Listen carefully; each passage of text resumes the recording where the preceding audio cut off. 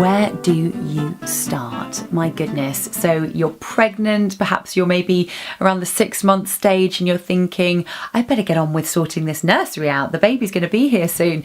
So where do you go? What shops do you go to? What sort of budget are we talking? Because that's a huge part of how you're going to choose the things for your rooms, depending on how much money you've got to spend. So let me tell you what we did, and if that helps you in any way, then fantastic.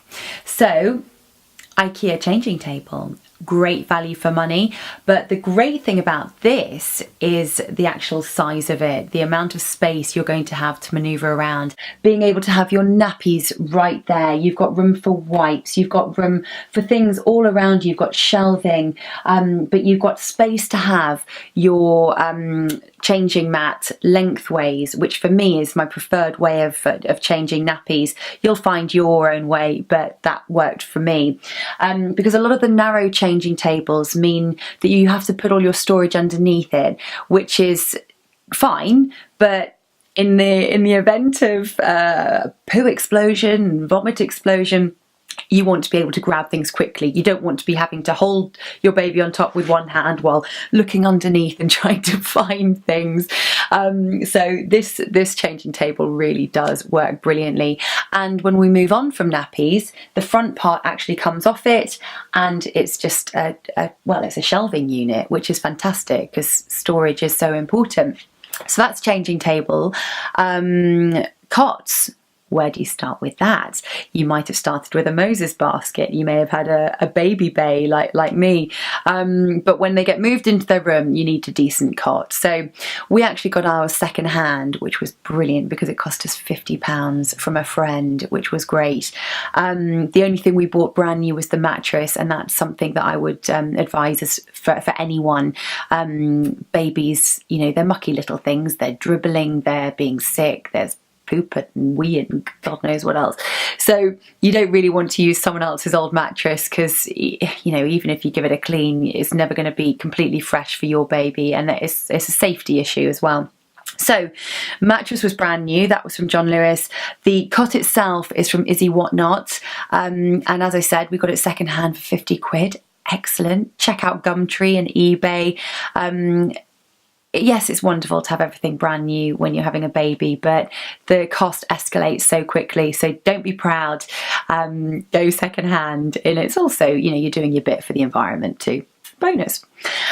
This cot has 3 different levels which you can move the mattress to, so that you've got the highest level for when they're little, very teeny tiny, and once they start rolling over and pulling themselves up, you're going to want to lower the level.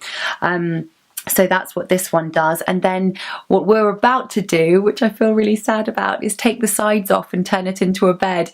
It's exciting that Tilda's moving on to sort of a bigger girl stage, but I do feel like, oh, my baby's really gone. But it is a really nice thing. I'm looking forward to it for her. I think she's going to be really excited.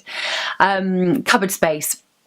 We, again, got our cupboards from Ikea. They're really tall, they're really deep, and there's loads of room for shelves. I've got shelves for pyjamas, for trousers, for bodysuits, for bedding and toiletries. I've got a shelf for every different thing, which is so easy, and so it keeps things organized, which is really important, because you just want to be able to get stuff done quickly when you've got babies and children.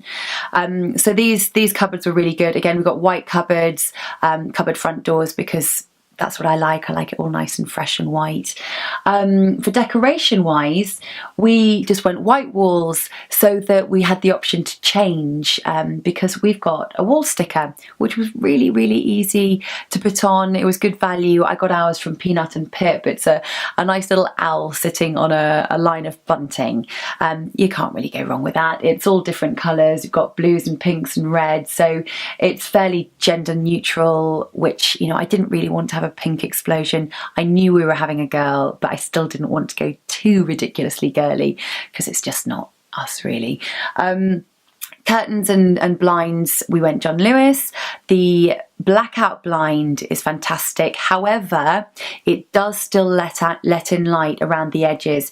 I don't know how you can get it any closer to the edges. You've just got to be so clever with the trimming if you need to trim yours. But they do curl in a little bit once they're trimmed, so you're always going to end up with a little bit of light around the edges. So we put curtains in as well. Again, it still doesn't make it completely dark in the summer. You can get blackout curtains.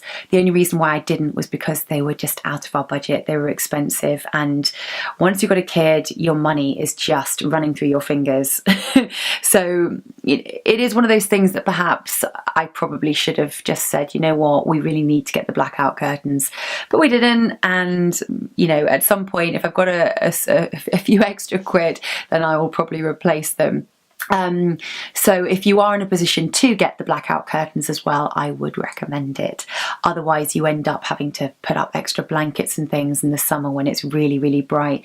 I don't really want the room to be in complete darkness, because when you're traveling and moving around, staying at parents' houses and things like that, if they don't have blackout blinds and things, then it's going to be so difficult to get your kid to sleep. So it's good to have a little bit of light going on in the room. So that's pretty much it, apart from the chair. The chair's the one thing that I didn't get exactly what we wanted because I didn't have enough room. It's only a small room, and I wanted to be able to have a nursing chair, but it was just going to take up all the leftover room. So we've just got one of the chairs that was from our dining table, and it's done us fine. It's not the most comfortable chair to have for a 2 o'clock in the morning feed, but you know, you make do and you get on with things. But yeah, if I could change anything, that would be it. It would be to have a little bit more space in here and have a nursing chair. So that's what we did. If any of those tips work for you, then fantastic. Other little accents that we had in the room, things we had, a nappy bin. Some people really hate them. I loved ours. It was just really handy. Once you've done the nappy change, you just bung it in, spin the little wheel around, and it keeps it all sanitized, and it doesn't smell. You know, as soon as you've got a good bundle of nappies in there, you empty it out and off you go. So that did work for us, but again, I know people that just thought they were horrible. But again, it's just one of those things, different people, different choices. Laundry basket fits under the changing unit as well, and there's more shelves there too, which means I've got room for the canisters for the nappy bin. I've got bundles of nappies and wipes and things. You just need storage, you need shelves, you need cupboards. Even underneath our cot gets used for storage. So yeah, just utilize every bit of space, and you know, just do nice pretty things with the room, or whatever you want to do. Stickers are handy for the walls, but equally painting and wallpaper is lovely too. But again, it costs money to decorate, so do what your budget allows.